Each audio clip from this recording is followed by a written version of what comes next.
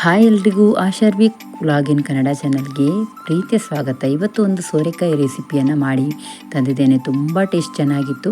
ಹಾಗೆ ಇದನ್ನು ತೋರಿಸುವ ಅಂತ ಕೂಡ ಆಯಿತು. ನೋಡಿ, ನಾನೀಗ ಗ್ಯಾಸ್ ಆನ್ ಮಾಡಿಕೊಂಡು ಕುಕ್ಕರನ್ನು ಇಟ್ಕೊಂಡಿದ್ದೇನೆ. ಕುಕ್ಕರ್ ಬಿಸಿಯಾಗಿದೆ. ಈಗ ನಾನು ಸ್ವಲ್ಪ ಕೊಬ್ಬರಿ ಎಣ್ಣೆಯನ್ನು ಇಲ್ಲಿ ಸೇರಿಸ್ತಾ ಇದ್ದೇನೆ. ನೀವು ಯಾವ ಎಣ್ಣೆಯನ್ನು ಕೂಡ ಬಳಸ್ಕೊಳ್ಬೋದು. ಅದಾದ ನಂತರ ನಾನು ಎಣ್ಣೆ ಬಿಸಿಯಾಗಿದೆ. ಈಗ ಒಂದು ಅರ್ಧ ಚಮಚದಷ್ಟು ಸಾಸಿವೆಯನ್ನು ಹಾಕ್ತಾ ಇದ್ದೇನೆ. ಒಗ್ಗರಣೆ ಹಾಕಬೇಕು. ಈಗ ಒಂದು ಅರ್ಧ ಚಮಚದಷ್ಟು ಜೀರಿಗೆಯನ್ನು ಕೂಡ ಹಾಕ್ಕೊಂಡಿದ್ದೇನೆ. ಈಗ ನೋಡಿ, ನಾನು ಒಂದು ಗಡ್ಡೆಯಷ್ಟು ಬೆಳ್ಳುಳ್ಳಿಯ ಸಿಪ್ಪೆ ತೆಗೆದು ಜಜ್ಜಿ ಸೇರಿಸ್ತಾ ಇದ್ದೇನೆ. ನೀವು ಬೆಳ್ಳುಳ್ಳಿ ಜಾಸ್ತಿ ಹಾಕಿದರೆ ತುಂಬ ಟೇಸ್ಟ್ ಚೆನ್ನಾಗಿರ್ತದೆ.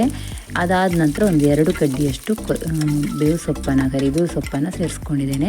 ಬೆಳ್ಳುಳ್ಳಿ ನಿಮ್ಗೆ ಇಷ್ಟ ಇಲ್ಲ ಅಂದರೆ ನೀವು ಸ್ಕಿಪ್ ಮಾಡ್ಕೊಳ್ಬೋದು, ಬಟ್ ಬೆಳ್ಳುಳ್ಳಿ ಹಾಕಿದರೆ ಪರಿಮಳ ತುಂಬ ಚೆನ್ನಾಗಿರ್ತದೆ. ಬೆಳ್ಳುಳ್ಳಿ ಚೆನ್ನಾಗಿ ಕೆಂಪಾದ ನಂತರ ನಾನು 2 ಈರುಳ್ಳಿಯನ್ನು ಕಟ್ ಮಾಡಿಟ್ಕೊಂಡಿದ್ದೆ. ಅದನ್ನು ಕೂಡ ಇಲ್ಲಿ ಸೇರಿಸಿ ಚೆನ್ನಾಗಿ ಮಿಕ್ಸ್ ಮಾಡ್ತಾ ಇದ್ದೇನೆ. ಇದು ಚೆನ್ನಾಗಿ ಸ್ವಲ್ಪ ಹೊತ್ತು ಫ್ರೈ ಆದ ನಂತರ ನಾವು ಇದಕ್ಕೆ 2 ಟೊಮೆಟೊ ಹಣ್ಣನ್ನು ಕಟ್ ಮಾಡಿಟ್ಕೊಂಡಿದ್ದೆ. ಅದನ್ನು ಕೂಡ ಸೇರಿಸ್ಕೊಳ್ಬೇಕು. ಹೀಗೆ ಟೊಮೆಟೊ, ಈರುಳ್ಳಿ, ಬೆಳ್ಳುಳ್ಳಿ ಎಲ್ಲ ಹಾಕೋದ್ರಿಂದ ಟೇಸ್ಟ್ ತುಂಬ ಚೆನ್ನಾಗಿ ಕೊಡ್ತದೆ. ಅದಕ್ಕೋಸ್ಕರ ಈಗ ನೋಡಿ, ನಾನು ಟೊಮೆಟೊ ಹಣ್ಣನ್ನು ಕೂಡ ಇಲ್ಲಿ ಸೇರಿಸ್ತಾ ಇದ್ದೇನೆ. ಟೊಮೆಟೊ ಹಣ್ಣನ್ನು ಹಾಕಿದ ನಂತರ ಚೆನ್ನಾಗಿ ಮಿಕ್ಸ್ ಮಾಡಿಕೊಳ್ಬೇಕು.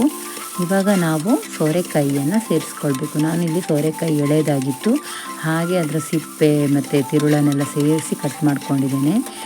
ಎಳೆ ಸೋರೆಕಾಯಿ ಸಿಕ್ಕಿದರೆ ಟೇಸ್ಟ್ ತುಂಬ ಅಂದರೆ ತುಂಬ ಚೆನ್ನಾಗಿರ್ತದೆ. ಈಗ ನೋಡಿ, ಸೋರೆಕಾಯಿಯ ಸಿಪ್ಪೆ ತಿರುಳನ್ನೆಲ್ಲ ಸೇರಿಸಿ ಈ ರೀತಿ ಚಿಕ್ಕದಾಗಿ ಕಟ್ ಮಾಡಿಟ್ಕೊಂಡಿದ್ದೆ. ಇದನ್ನೆಲ್ಲ ಒಂದು ಸತಿ ಚೆನ್ನಾಗಿ ಮಿಕ್ಸ್ ಮಾಡ್ಕೊಳ್ಬೇಕು. ಕುಕ್ಕರಿಗೆ ಹಾಕಿದ ನಂತರ ಇದನ್ನು ಹಾಕಿ ಮಿಕ್ಸ್ ಮಾಡಿದ ನಂತರ ನಾನೀಗ ಇಲ್ಲಿ ಹಾಕ್ತಾ ಇದ್ದೇನೆ ಹೆಸರು ಬೇಳೆ ಒಂದು ಅರ್ಧ ಕಪ್ ತಗೊಂಡಿದ್ದೆ. ಅದನ್ನು ತೊಳೆದು ಈ ರೀತಿ ಸೇರಿಸ್ತಾ ಇದ್ದೇನೆ. ಹೆಸರು ಬೇಳೆ ಹಾಕೋದ್ರಿಂದ ತುಂಬ ಟೇಸ್ಟ್ ಚೆನ್ನಾಗಿರ್ತದೆ. ನೀವು ಹೆಸರು ಬೇಳೆಯ ಬದಲು ಹೆಸರು ಕಾಳನ್ನು ಕೂಡ ಸೇರಿಸ್ಬೋದು, ಬಟ್ ಹೆಸರು ಬೇಳೆ ಹಾಕೋದ್ರಿಂದ ಟೇಸ್ಟ್ ತುಂಬ ಚೆನ್ನಾಗಿರ್ತದೆ. ಹೆಸರು ಬೇಳೆ ಹಾಕೊಂಡ ನಂತರ ಚೆನ್ನಾಗಿ ಮಿಕ್ಸ್ ಮಾಡ್ಕೊಳ್ಬೇಕು. ಈಗ ಇದಕ್ಕೆ ರುಚಿಗೆ ಉಪ್ಪು, ಬೆಲ್ಲ ಎಲ್ಲ ಸೇರಿಸ್ಕೊಳ್ಳುವ. ಈಗ ನೋಡಿ, ಚೆನ್ನಾಗಿ ಮಿಕ್ಸ್ ಮಾಡಿ ಆಯಿತು. ನಾನೀಗ ಇದಕ್ಕೆ 1 ಚಮಚದಷ್ಟು ಉಪ್ಪನ್ನು ಸೇರಿಸ್ತಾ ಇದ್ದೇನೆ. ಅದಾದ ನಂತರ ಒಂದು ನೆಲ್ಲಿಕಾಯಿ ಗಾತ್ರದಷ್ಟು ಬೆಲ್ಲವನ್ನು ಹಾಕ್ಕೊಂಡಿದ್ದೇನೆ. ಒಂದು 1/4 ಚಮಚದಷ್ಟು ಅರಿಶಿನ ಕೂಡ ಸೇರಿಸ್ಕೊಂಡಿದ್ದೇನೆ. ಅರಿಶಿನ ಹಾಕಿದ ನಂತರ ಇಲ್ಲಿ ನೋಡಿ, 1.5 ಚಮಚದಷ್ಟು ನಾನು ಸಾರು ಹುಡಿಯನ್ನು ಇಲ್ಲಿ ಹಾಕ್ತಾ ಇದ್ದೇನೆ. ಇದು ನಾನೇ ಮಾಡಿರುವ ಸಾರು ಹುಡಿ. ಇದರದ್ದು ಸಾರು ಹುಡಿ ಮಾಡುವ ರೀತಿ ನಿಮಗೆ ಬೇಕು ಅಂತಿದ್ರೆ ನಾನು ಲಿಂಕನ್ನು ಹಾಕಿರ್ತೇನೆ, ನೀವು ಚೆಕ್ ಮಾಡ್ಕೊಳ್ಬೋದು. ಡಿಸ್ಕ್ರಿಪ್ಷನಲ್ಲಿ ಹಾಕಿರ್ತೇನೆ. ಈಗ ನೋಡಿ, ಸಾರು ಹುಡಿ ಹಾಕಿದ ನಂತರ ಇದು ತುಂಬ ಚೆನ್ನಾಗಿ ಪರಿಮಳ ಕೊಡ್ತದೆ. ಇದನ್ನು ಮಿಕ್ಸ್ ಮಾಡ್ಕೊಳ್ಬೇಕು. ಈಗ ಒಂದು ಅರ್ಧ ಗ್ಲಾಸಷ್ಟು ನೀರನ್ನು ಸೇರಿಸ್ಕೊಳ್ಬೇಕು. ಇಲ್ಲಿ ಹುಣಸೆ ಹಣ್ಣು ಬೇಕಾಗೋದಿಲ್ಲ, ನಾವು ಹುಳಿ ಟೊಮೆಟೊವನ್ನು ಸೇರಿಸಿರೋದ್ರಿಂದ. ಬೇಕಂದರೆ ನೀವು ಹುಣಸೆ ಹಣ್ಣಿನ ಕೂಡ ಸೇರಿಸ್ಕೊಳ್ಬೋದು. ಅದಾದ ನಂತರ ನಾನೀಗ ಸ್ವಲ್ಪ ಕೊತ್ತಂಬರಿ ಸೊಪ್ಪನ್ನು ಹಾಕ್ಕೊಂಡಿದ್ದೇನೆ. ಕೊತ್ತಂಬರಿ ಸೊಪ್ಪು ಕೂಡ ಜಾಸ್ತಿ ಇದ್ದರೆ ಸೇರಿಸ್ಕೊಳ್ಳಿ, ಅದು ಕೂಡ ತುಂಬ ಚೆನ್ನಾಗಿ ಪರಿಮಳ ಕೊಡ್ತದೆ. ಇದೆಲ್ಲ ಮಿಕ್ಸ್ ಮಾಡಿದ ನಂತರ ಇದರ ಲಿಡ್ ಕ್ಲೋಸ್ ಮಾಡಿ ಒಂದು 2ರಿಂದ 3 ವಿಷಲ್ ಬರೋ ತನಕ ನಾವು ಇದನ್ನು ಹಾಗೆಯೇ ಬಿಡಬೇಕು.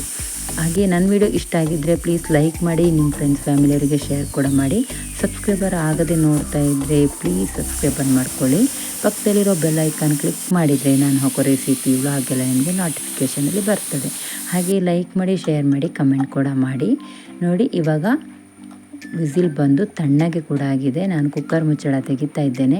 ಎಷ್ಟು ಚೆನ್ನಾಗಿ ಬೆಂದಿದೆ ನೋಡಿ. ತುಂಬ ಎಳೆ ಸೋರೆಕಾಯಿ ಆಗಿರೋದ್ರಿಂದ ಬೇಗ ಇದು ಬೇಯ್ತದೆ. ಕುಕ್ಕರಲ್ಲಿ ಬೇಯಿಸಬೇಕು ಅಂತಲೇ ಇಲ್ಲ, ಆದರೂ ಕುಕ್ಕರಲ್ಲಿ ಬೇಯಿಸಿದರೆ ಮತ್ತು ಚೆನ್ನಾಗಿ ಬೇಯ್ತದೆ ಅಂತ ಒಟ್ಟಿಗೆ ಕೂಡ ಮಾಡಲಿಕ್ಕಾಗ್ತದೆ ನಮಗೆ. ಒಗ್ಗರಣೆ ಬೇರೆ ಇದು ಬೇರೆ ಅಂತ ಹಾಕಬೇಕು ಅಂತಿಲ್ಲ. ನೋಡಿ, ಇವಾಗ ರುಚಿಯಾದ ಸೋರೆಕಾಯಿಯ ಸಾರು ಅಥವಾ ಗೊಜ್ಜು ಏನು ಬೇಕಾದರೂ ಹೇಳ್ಬೋದು, ರೆಡಿಯಾಗಿದೆ. ನೀವು ಇದೇ ರೀತಿ ಟ್ರೈ ಮಾಡಿ. ಸೋರೆಕಾಯಿ ಇಷ್ಟ ಇಲ್ಲದವರು ಕೂಡ ಈ ರೀತಿ ಮಾಡಿಕೊಟ್ಟಾಗ ಇಷ್ಟಪಟ್ಟು ತಿಂತಾರೆ.